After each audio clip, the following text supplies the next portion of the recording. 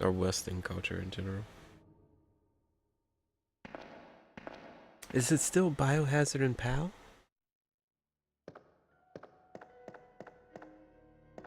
I think it is. Hmm? Like in Europe. I think it's still Biohazard in Europe, right? Yeah, I think so. I think it's only North America where it's Resident Evil. Yeah, yeah. What I was getting at. The Magnum. Give me the Magnum.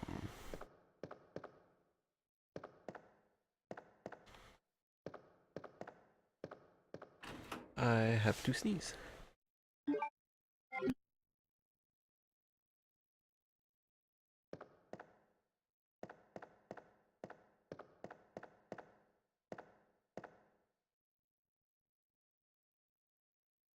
These felt good.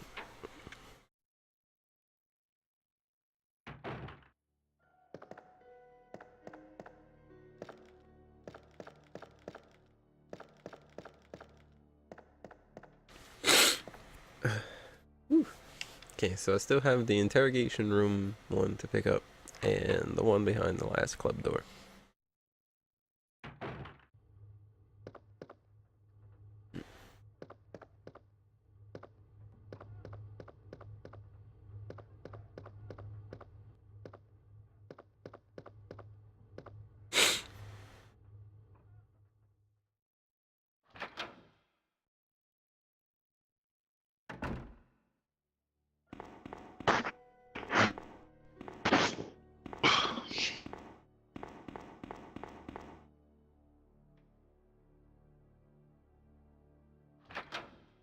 Which I should have actually picked this one up already, but I knew I had to come back this way.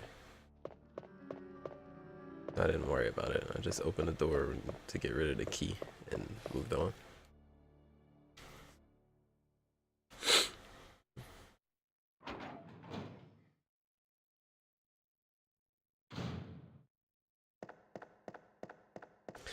And this Oh, Resident room, Evil 3. what is it about?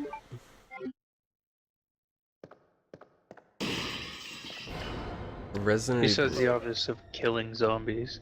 Resident Evil 3 is Jill's attempt to escape Raccoon City after the shit gets deep.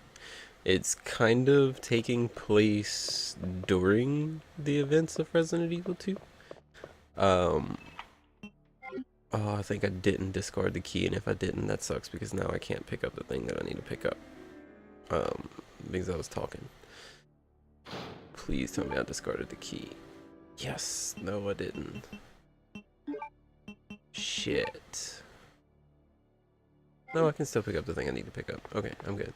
Never mind. Anyway, Jill's attempt to leave the city during the whole shit.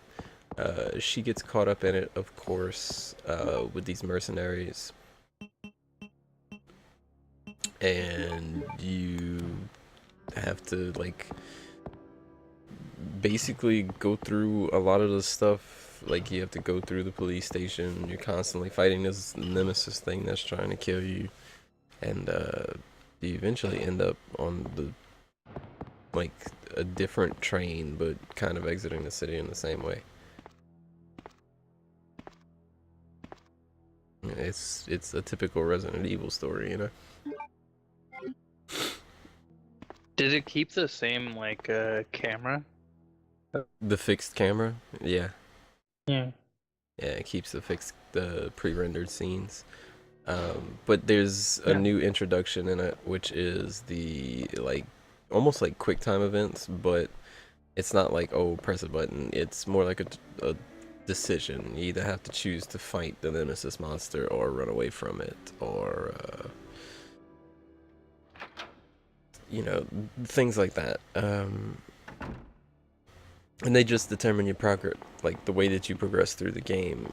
For instance, your first encounter with the nemesis monster, if you fight him, you get a key card, like the same key card that you get in the beginning of Resident Evil 2 that allows you to get into the doors. If you don't, you have to go through all kind of shit inside the precinct to get a key to get into the doors.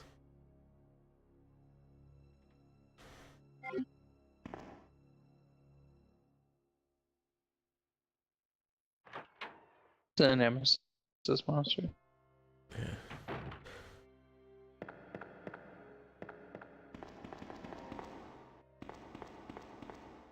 Also,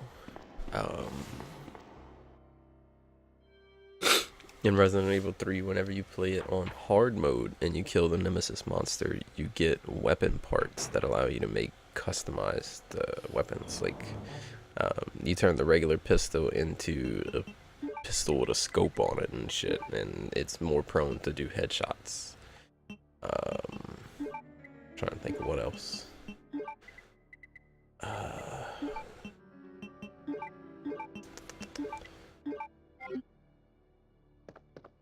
The shotgun, of course, you turn into a combat shotgun like what Leon gets in this one. And I am going the wrong way. I need to go upstairs. I definitely don't want to take the long way. Do you like switch off? Oh, you do.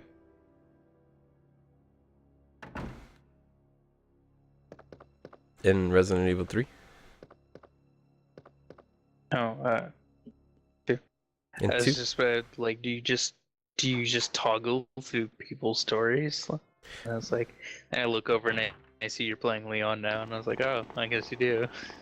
It's actual disc in the original PlayStation edition and even the Dreamcast edition. It's each person's story is on a disc. In Resident Evil 3, you actually switch up mid, like, going through the shit. You just be like, oh, we're doing Carlos now. How much damage did I take? So, not that much. how did he end up becoming some, like, Secret Service person? Because he survived this. That's how Leon gets his job as the Secret Service thing, because he survived Raccoon City and all that shit. And eventually they say, well, you made it through the academy, you made it through one of the hardest situations anybody could possibly imagine, so I guess we should promote you to a special agency designed to counter bioterrorism. Your gold sticker. Yeah, you got a And gold your- star, bro. You survived. Here's your gold sticker and your combat knife. Here's your sheriff's badge and your 6-shooter. Now you go have fun. They're coming in through the windows. Yeah, that's once you get the 3 plugs and the cogwheel and you go back into this second story library, it triggers an event where, ooh, excuse me, those zombies come through the windows, and you can actually prevent them from doing so by using these wires that you can find throughout the shit. But I'm literally never gonna go back there, and I'm never gonna face any of those zombies ever again, so it's not an issue. Now, if I would have forgotten items, like if I wouldn't have exactly what I need to have right now, then yeah, it might be a bit of a problem.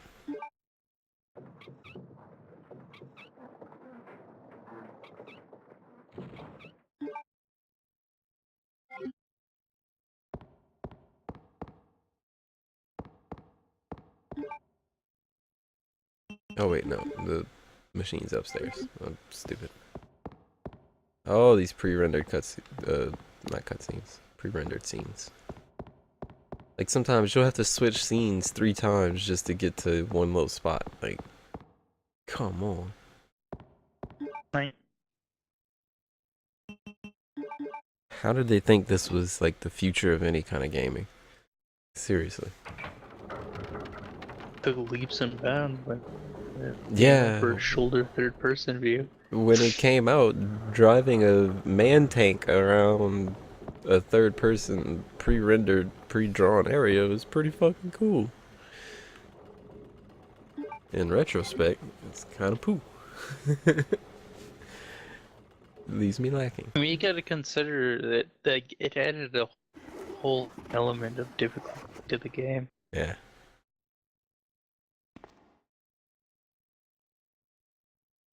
Which in turn made it more Get away! interesting to play. Yeah, For a you could slight finally difference. have these characters that were like human and almost photorealistic, you know. Or it's as close to photorealistic as you could get for what 1998 or whatever this came out, 96. Maybe later than that. I don't know.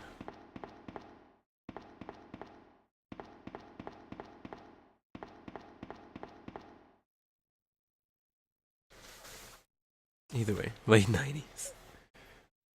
Shit was still pretty Right. good.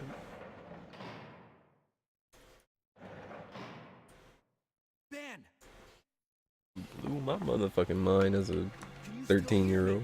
Come on, answer. Damn. I don't believe this. I almost got the story. Damn, I don't believe this. I was hiding like a fucking coward and I got killed because of it. Oh no. Bitter irony. The chief of police and co-conspirator.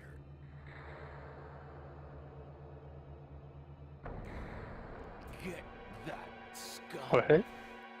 Make him The dude that's on the ground right now, he was hiding like a pussy. He was hiding in one of the jail cells.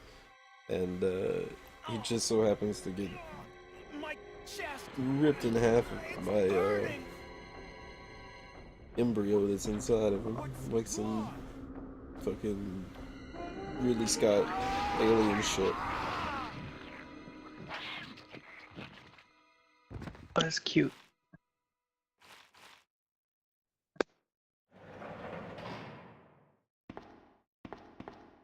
Good God, what was that?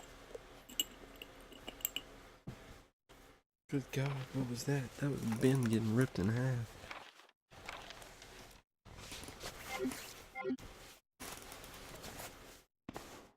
Where are you going, Ada? To the chemical plant. I have a feeling that's where I'll find John. Ada, Is wait. that Ada? Hey. Yes, it is Ada Wong. Yeah, I found my e-cig. It was in my pillow. We now have Oops. access to the back of the parking lot. Hell, Getting out of here and Ada heading to doing the here? sewer. Can you meet me there? Ada is trying to get a sample of the G virus for whoever's paying her to do it. They ever tell you who's paying her? I don't know. I think she might be working for like a secret section of Umbrella, like a higher up section of Umbrella. But I don't honestly know. I don't know Ada's backstory completely. Why would Umbrella hire like a freelancer to go get samples of their own of patient? Well, it's because they've already sent a team to retrieve it and they failed. So whenever a team of specialists fails, you send in one woman with the confidence to do it. Right. Umbrella Corporation was the start of this all, weren't they? Yes. But what about the ones? What about the other strains of viruses? like, okay, Resident Evil 1 was the T virus, Resident Evil 2 is the G virus, Resident Evil 3 and 4. No, 4 is whenever it starts Las Plagas, which is a parasite that they find in this Mexico City or New Mexico or whatever Mexico, I don't know, some fucking city. And the parasite works with the G virus and T virus to allow you to have like psychic control of everything. But it causes even more hideous of mutations than the other shit, in my opinion. Yeah. Those fucking wiggly worms coming out of people's heads and shit just freak me the fuck out. Right the fuck out. What do I want to kill this boss with?